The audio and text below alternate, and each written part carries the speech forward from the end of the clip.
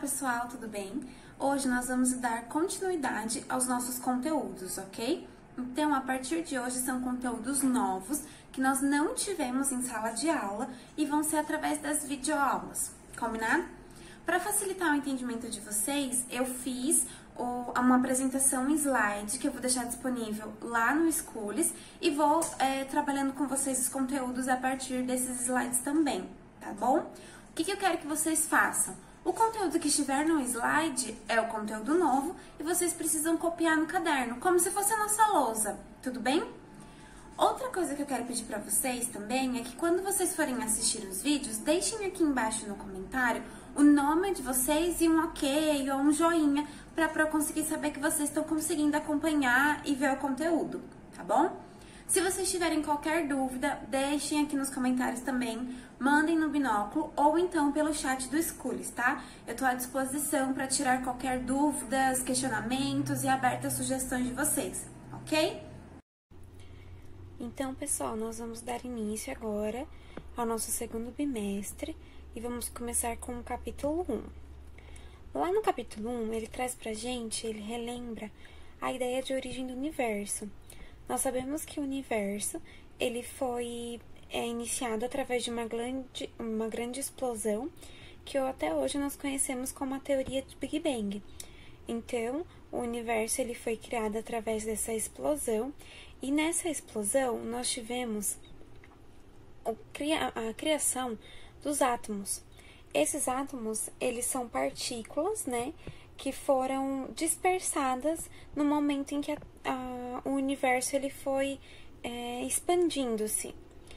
Os átomos, eles são muito pequenos. Só para vocês terem uma ideia em relação à dimensão de tamanho, os átomos eles são 10 elevado a menos 9 vezes menores do que um espermatozoide.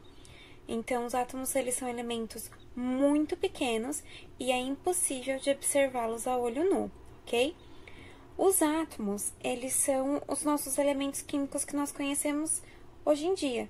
Então, eles são divididos em prótons, nêutrons e elétrons. Antigamente, acreditava-se que existia um número de moléculas básicas, né, que nós conhecemos como os chomps, que são carbono, hidrogênio, oxigênio, nitrogênio, fósforo e enxofre, né? Nós conhecemos eles como os chomps. Esses chomps, eles são básicos para a criação de qualquer ser vivo do universo, né? Então, antigamente, os primeiros historiadores, eles falavam que os átomos, eles eram criados a partir desses elementos, desses 6 elementos, e que eles não poderiam criar elementos novos. Apenas a combinação desses elementos poderiam gerar moléculas diferentes. Então, por exemplo, se eu combinar 2 moléculas de hidrogênio com uma molécula de oxigênio, eu tenho H2O que forma água. Se eu combinar uma molécula de carbono com 2 moléculas de oxigênio, eu tenho CO2, que é o dióxido de oxigênio, ok? Então, eles acreditavam que essas 6 moléculas, elas eram as únicas que existiam no nosso planeta e que as combinações gerariam moléculas diferentes. Tudo bem até então? A partir disso, eles começaram a criar modelos para conseguir explicar o que seriam os átomos. O primeiro deles foi o modelo de Dalton. Nós conhecemos o modelo de Dalton através da representação de bola de bilhar. Por quê? Dalton falava que o átomo era uma esfera, então ele era redondo, uma esfera rígida e maciça, ou seja, que não existia nada dentro da sua composição e que ele era indivisível. Por isso que nós utilizamos o exemplo da bola de bilhar. Então, sempre que vocês forem pensar no átomo como modelo de Dalton, é apenas uma esfera vazia e maciça, ok? Dalton, ele acreditava naquele modelo que dizia que só tínhamos aqueles 6 elementos básicos e que eles deveriam ser combinados para gerar as novas moléculas, tá? Então, ele foi o primeiro cientista a criar uma representação para essas moléculas diferentes. Então, ele apresenta aqui para nós o oxigênio como uma esfera oca, né? Por isso que ela está pintadinha de branco. O carbono como uma esfera preenchida, por isso que ela está de preto. o hidrogênio, uma esfera com uma ponta no meio, uma bolinha no meio, e o nitrogênio, uma esfera com traço. Essa foi a primeira representação que nós tivemos para classificar esses elementos, para representá-los de forma mais clara e mais específica para a comunidade científica, ok? Depois disso, nós conhecemos o modelo de Thomson. Thomson, ele fez um experimento com carga elétrica. Ele percebeu que através dos raios de eletricidade, as partículas, elas apresentavam carga negativa. Ele chamou essas partículas que apresentam carga negativa de elétrons. Então, sempre que nós formos pensar nos elétrons, nós temos que lembrar que eles apresentam carga negativa. O Thomson, ele trabalhava com Goldstein. O Goldstein foi um cientista também, amigo de Thomson, que ele fez um experimento com feixes fluorescentes. Então, ele percebeu nesse experimento com feixes fluorescentes que, além das partículas negativas, existiam também partículas positivas dentro dos átomos. E ele chamou essas partículas positivas de prótons. Então, os elétrons têm carga negativa e os prótons têm carga positiva, ok?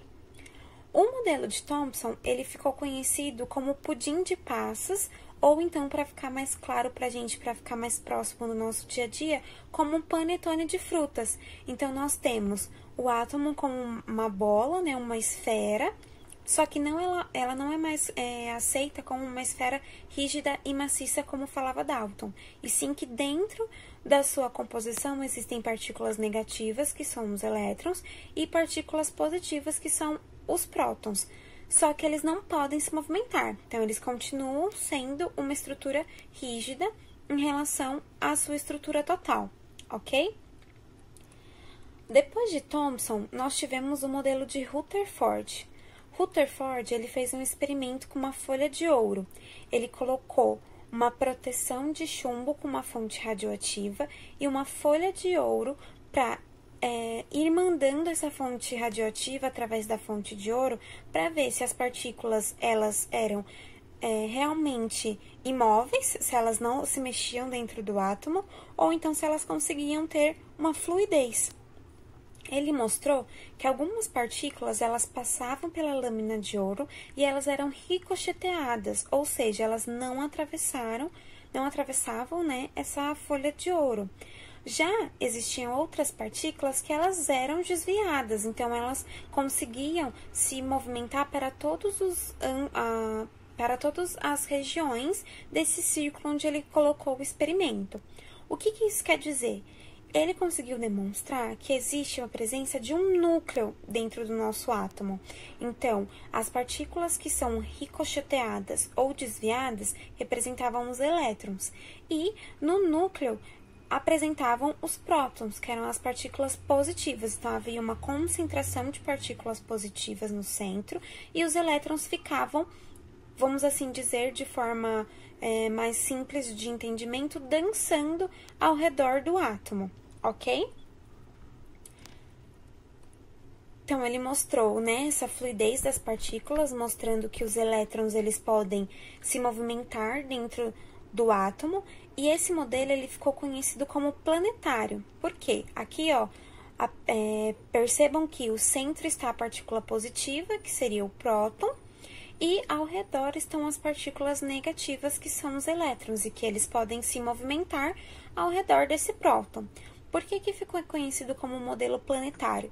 Se nós lembrarmos e pensarmos no sistema solar, nós temos o Sol como centro do universo, sendo representado no modelo de Rutherford pelos prótons, e ao redor nós temos os planetas, que são representados pelos elétrons. Então, aqui nós temos uma semelhança com o modelo do sistema solar, por isso que ficou conhecido como modelo planetário, tudo bem? Depois de Rutherford, nós temos outro cientista que foi o Bohr. O modelo de Bohr, ele traz uma diferença para nós.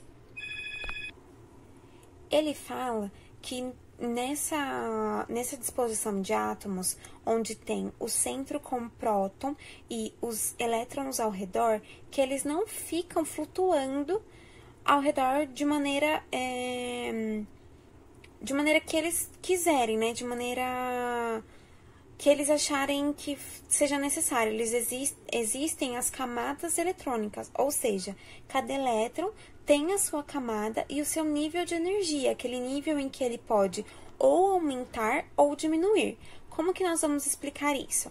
Aqui eu tenho o centro, que seria o núcleo, até então acreditava-se que era apenas formada por prótons, e eu tenho a eletrosfera.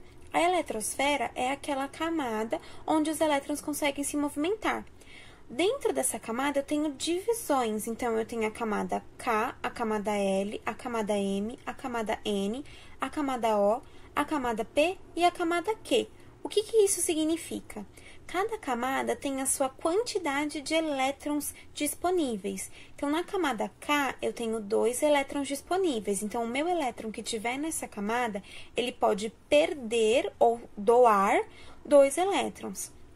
Aqueles que estiverem na camada L, eles vão ter 8 elétrons. Então, eles podem perder ou doar 8 elétrons. E assim sucessivamente. Então, cada camada tem a sua quantidade de nível de energia dos elétrons, que podem ser doadas ou então perdidas. Nós vamos ver mais pra frente em relação a isso, como que nós vamos calcular a quantidade de elétrons que podem ser doados, ok? Então, uma representação do modelo de Bohr ficaria assim: no centro eu tenho um núcleo com os prótons e ao redor eu tenho a eletrosfera com as camadas eletrônicas, onde cada camada vai ter o seu nível de energia, tudo bem? Outro pesquisador também foi o Chadwick. O Chadwick, na verdade, ele trouxe um complemento do modelo de Bohr. Ele fez, o mesmo experimento e ele mostrou que existem algumas partículas que elas são neutras dentro do centro. Então, que o nosso átomo, ele apresenta um núcleo. Nesse núcleo, eu tenho, sim, as partículas positivas, que são os prótons, mas eu também tenho partículas neutras, que foram conhecidas como nêutrons.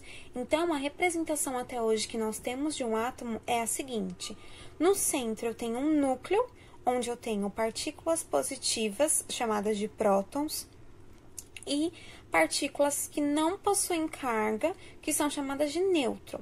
Ao redor, eu tenho a eletrosfera, que representa as camadas de energia dos elétrons. E os elétrons, eles estão se movimentando sempre em alta velocidade ao redor desse núcleo e tem carga negativa, ok? Bom, pessoal, agora de uma maneira geral, nós temos aqui os 4 modelos atômicos que nós precisamos saber. O primeiro deles é o Dalton, então percebam que o Dalton é o mais antigo, então 1808. É uma esfera rígida e maciça e indestrutível. Já em 1904, então cerca de 100 anos depois, Thomson percebeu que existia sim carga nessas partículas, mas que elas permaneciam em rigidez. Então, tenho partículas negativas, que são os elétrons, partículas positivas, que são os prótons.